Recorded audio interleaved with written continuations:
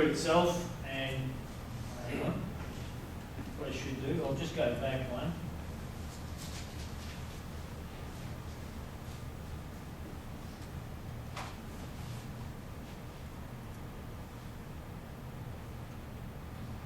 And what I want to do is get you to come up there and just talk about the pest and diseases. And then I'll lead into this and stay.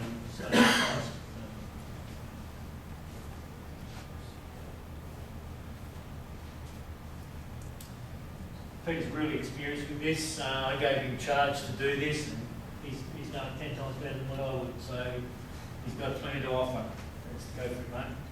Thank you, Tony. I would like to say something about the measures is to be done after hailstorm. Hailstorm can happen anytime, once or 2 times during the season or skip the season. So it is most important to do first assessment of damage and start with management of hail damaged trees.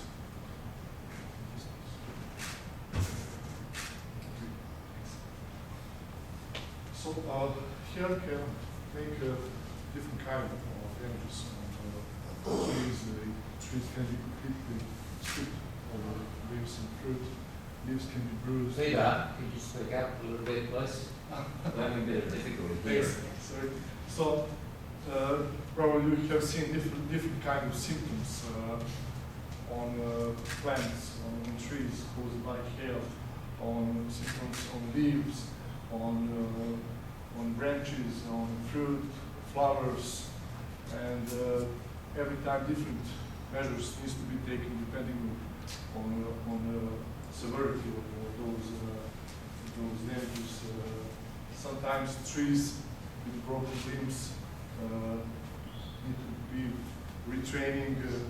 Pests and diseases can enter the fruit and bark, and fallen fruit can harbor pests and diseases, and later we will see what can be caused. These are some pictures taken 2 days ago. This is a big damage on fruit on pear. You can see several scratches, several on these 2 fruits. These are leaves on the ground. For instance, this photo, you can see the whole cluster damaged by hail. Actually, every single pear is damaged. And these are symptoms on apples. This is pink lady. Apricots.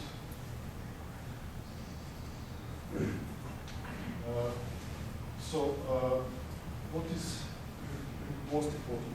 The most important is make assessment after the hail damage, so you can create some future plans what to do with those trees, what to do in the orchard.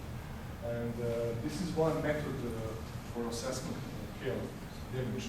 So based on assessment, you can make economic decision, but all decisions and assessments have to be done on block by block. So each block has to be assessed separately, and cross section of the entire block, so bottom, middle, and top of the canopy needs to be assessed. This is the method for assessment of damage. So this is one block. So at least 10 trees in each block needs to be checked and sent to the diagonally.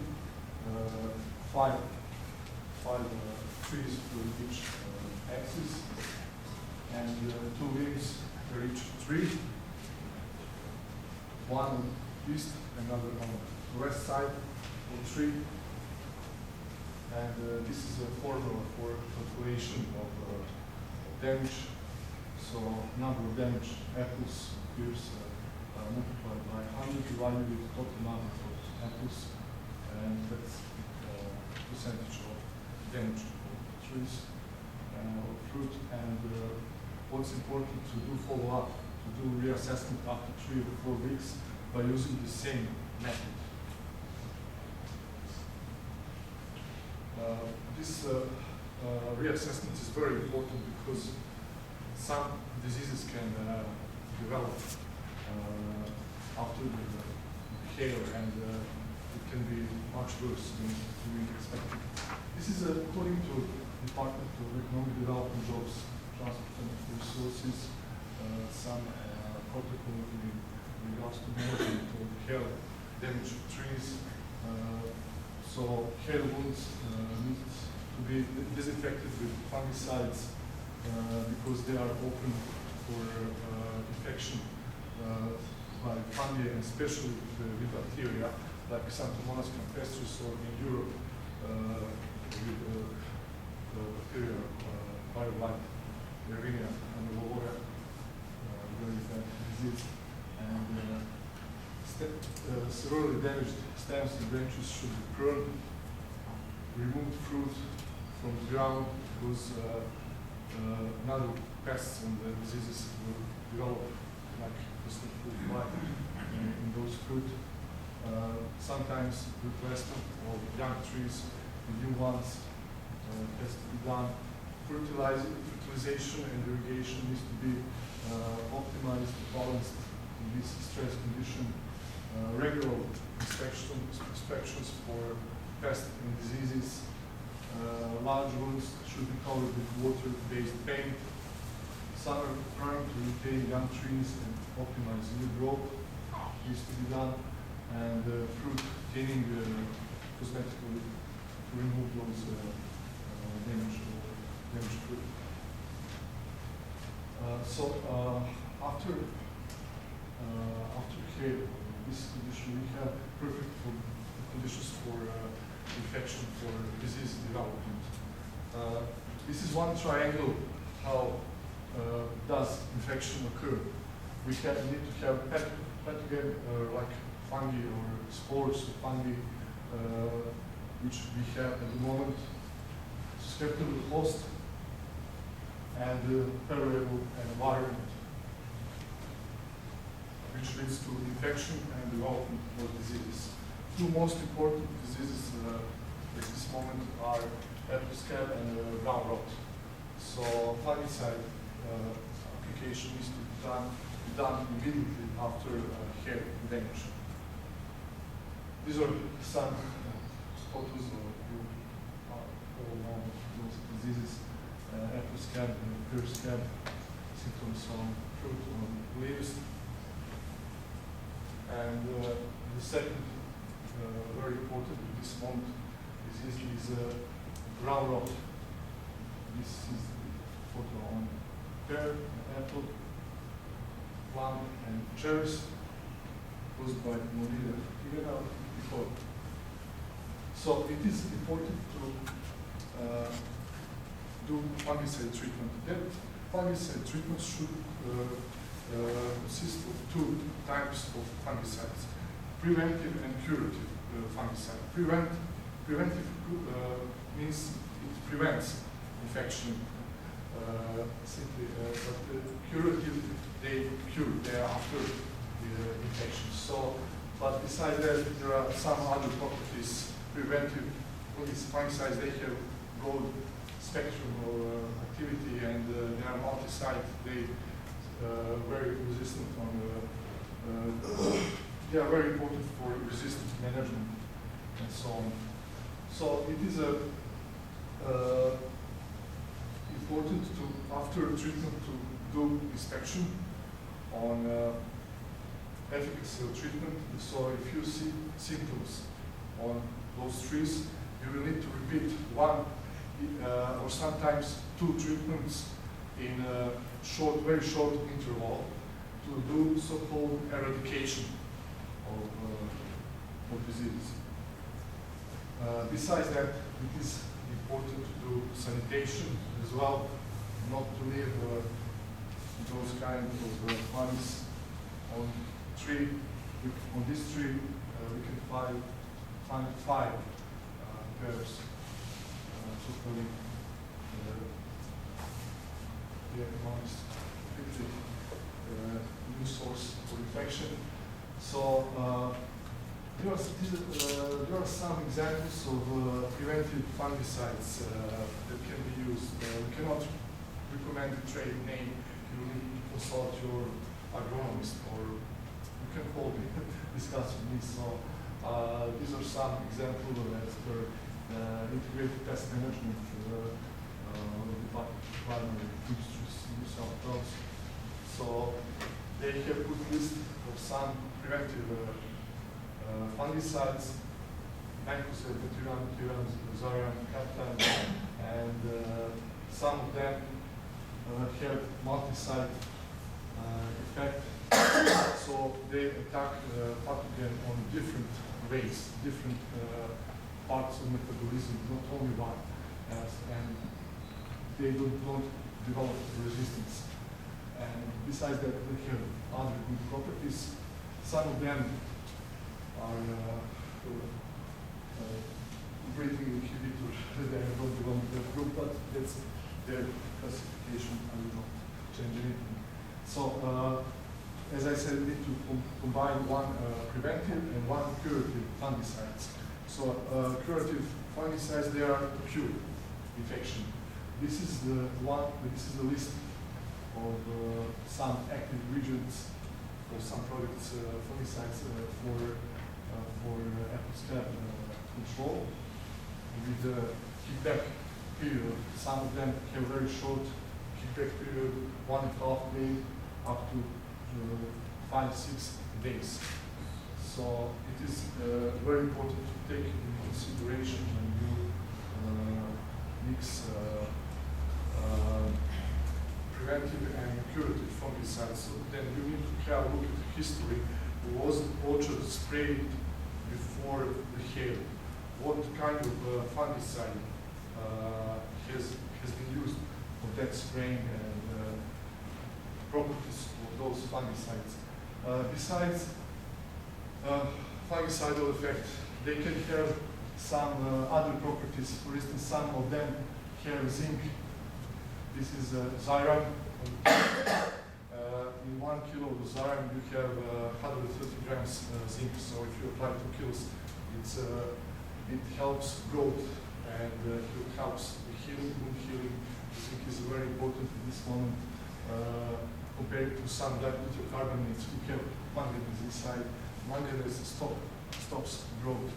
On the other side, you have example two curative post-infection fungicides. One of them is a triazole, which also stops sterol inhibitor, stops growth of the plants. Another one, strobilurin, has very high green effect. It promotes growth.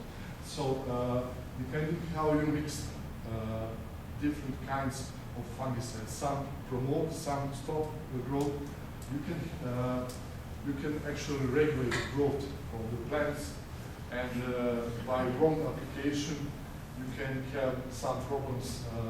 These are problems caused by wrong application of fungicides. So if you apply a mixture of fungicides that promote growth, you will have problems with our selected organisms like mites, aphids, powdery mildew, or bacterial diseases as well. But this is one of the big segments. This is very important in IPM, and you should consult your consultant agronomist, or you can call our office, and if you're not sure which is the best combination to apply at this moment for disinfection and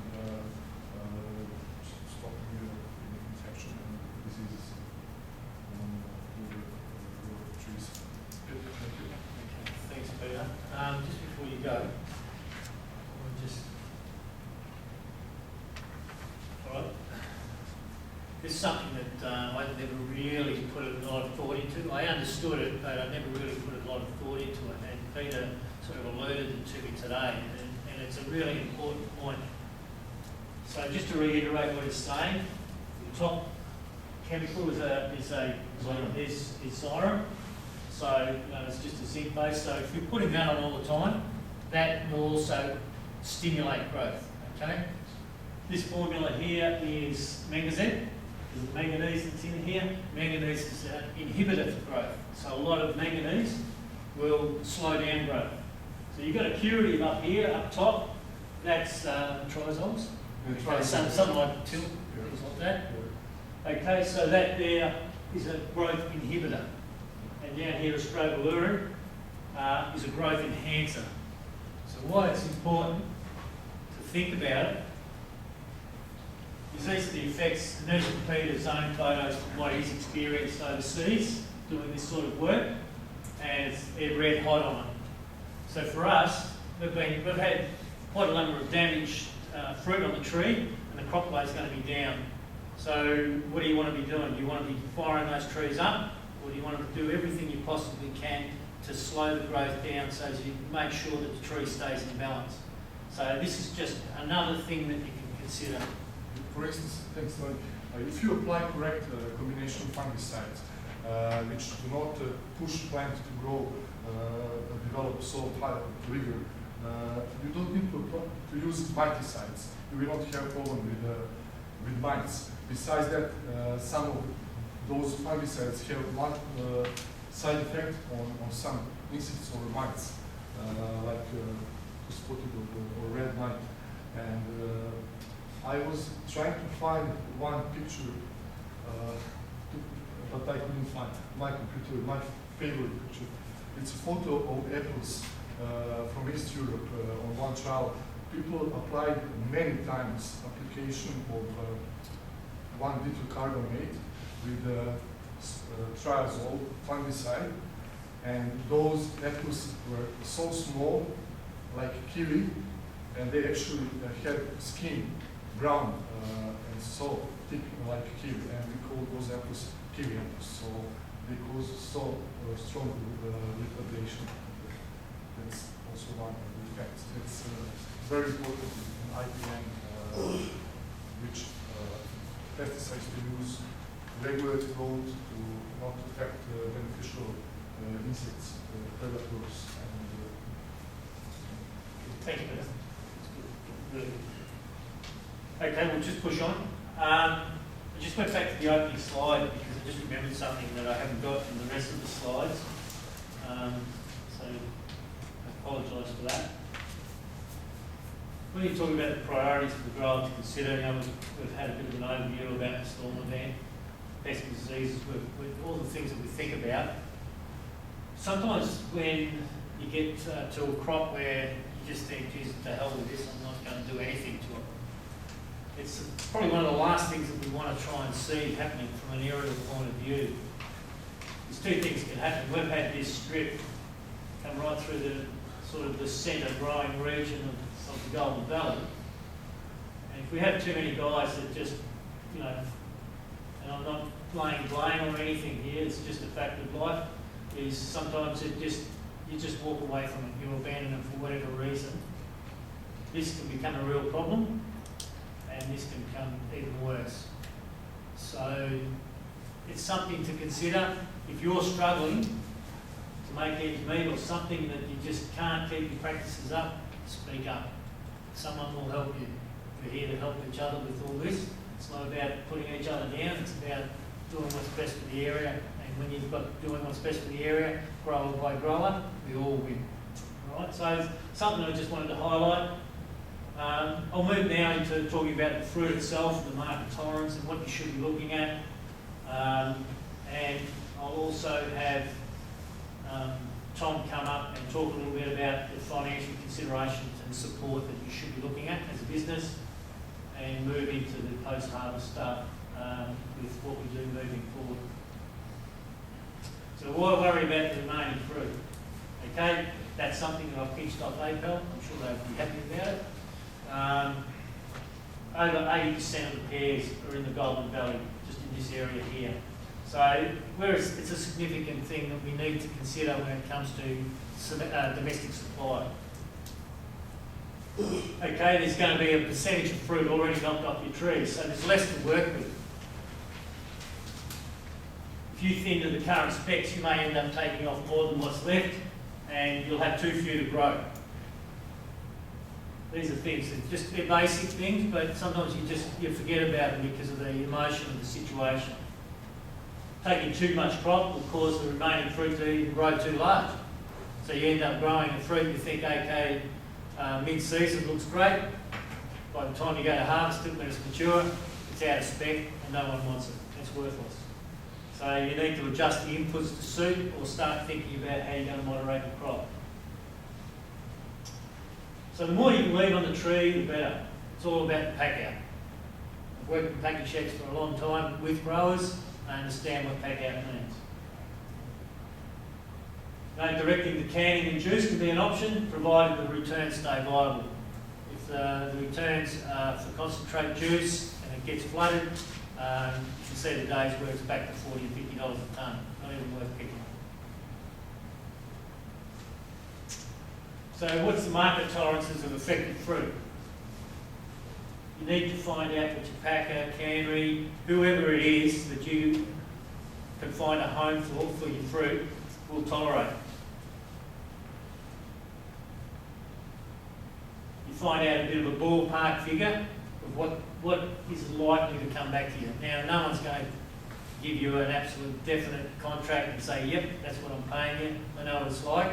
But what you've got, you need to have some sort of halfway there measure figure to work with, so as you can get some decent calculations.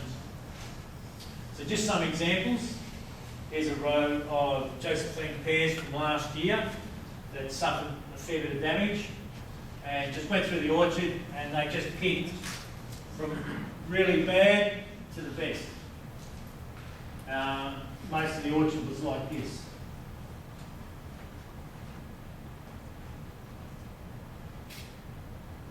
Okay, obviously where they are, juice, class 1, they're easy to pick. Class 2, that's a real grey area when it comes to packing.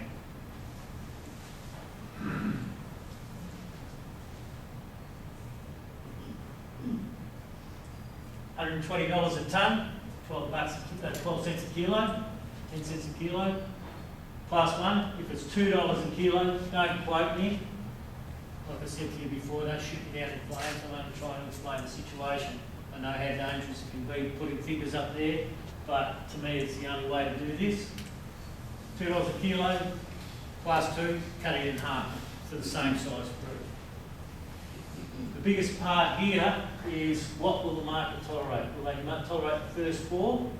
Or maybe can you squeeze this one in? Can you squeeze that one into class 1 and become $2? Or do you have to leave it out and make it $1? That's how the market works with this. And it's about how you communicate the message. So the viability of the remaining fruit. What is it that we see now? What will it be worth? Okay, that one there, that's obvious. We know where that one's going to end up. Yet to see half the fruit make it to the packing shed. So it'll probably end up on the ground or taken off or somewhere else.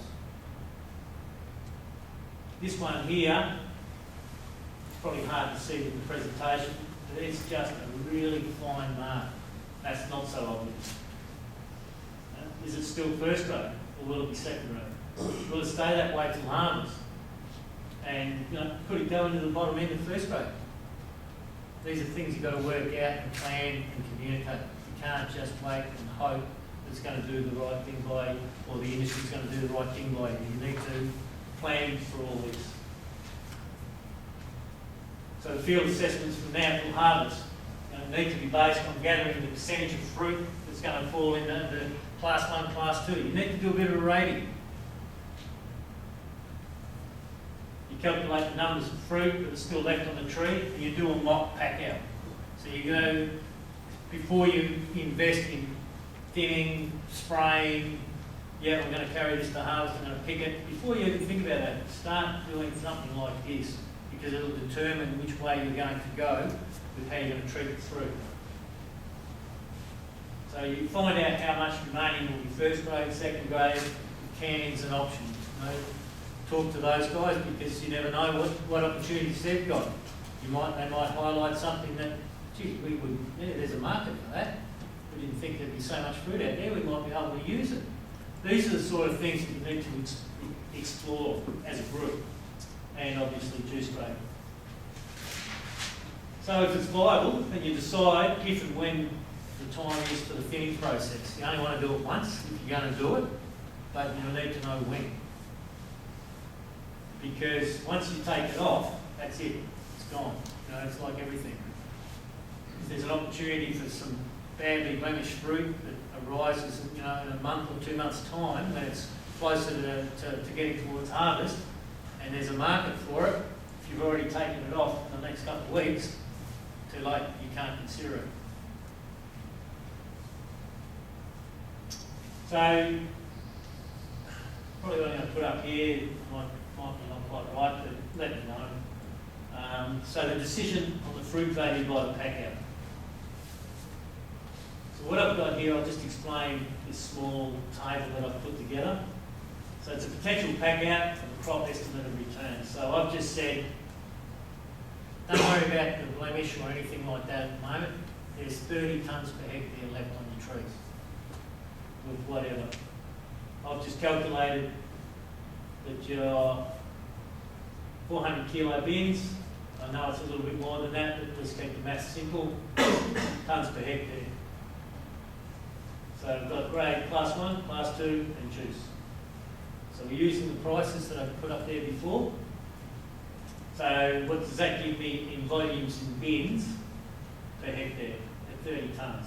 So I've said there's 20% that could be class 1, 30% class 2 and 50% juice. So out of the 75 bins that I can pick, potentially 12 grand comes back to me gross. This is gross. 9 grand class 2, 1,800 bucks for juice. Half the fruit, it's only 100 bucks.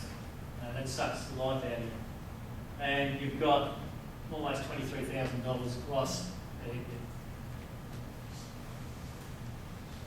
What if I could squeeze another 5% in the Rocky would see this anyway? 5%, I'd squeeze it into some class 2 into class 1, another 5%. Same thing with class 2. Just let's squeeze a little bit more into the next grade. Look at your returns. All of a sudden, it starts to become more viable to you as a grower. I've probably gone a little bit too high here after talking to some people, but the same sort of thing, because you need to work out where your threshold is. If you've got only 10 tonne left on your tree, well then it's really hard to do something with. But you know, at the moment, for what I've seen, there's fruit there. It's damaged, yeah, but just wait and see what comes up with it. If it's 40 tonne, same maths, same everything, but it's using this formula here. It's almost $36,000 a tonne that you're grossing per hectare. $36,000 per hectare. I wish there was a tonne. We'd be retired, I'd go somewhere else. But that's the sort of difference that you can make because you've left a little bit more fruit on the trees. But even if I go back to the original 30 tonnes, I'm still miles better off. And it's all because of the volume and working out how the pack out is. Does anyone agree with what I've done there or disagree? Let me know because I want to stimulate discussion with this because you guys need to be aware. That's a good model. That's a good model. Gives you something to think about, especially when you're looking at such a wide area that this event is affected. Yeah. And the volumes will be significant. Yeah. So the need to squeeze from one class 1 into class 2 and class 1, or some determination like that, based on these sorts of estimations, is a good picture. Yeah, all it is a guess. No, but it's a good picture. Yeah. it's something that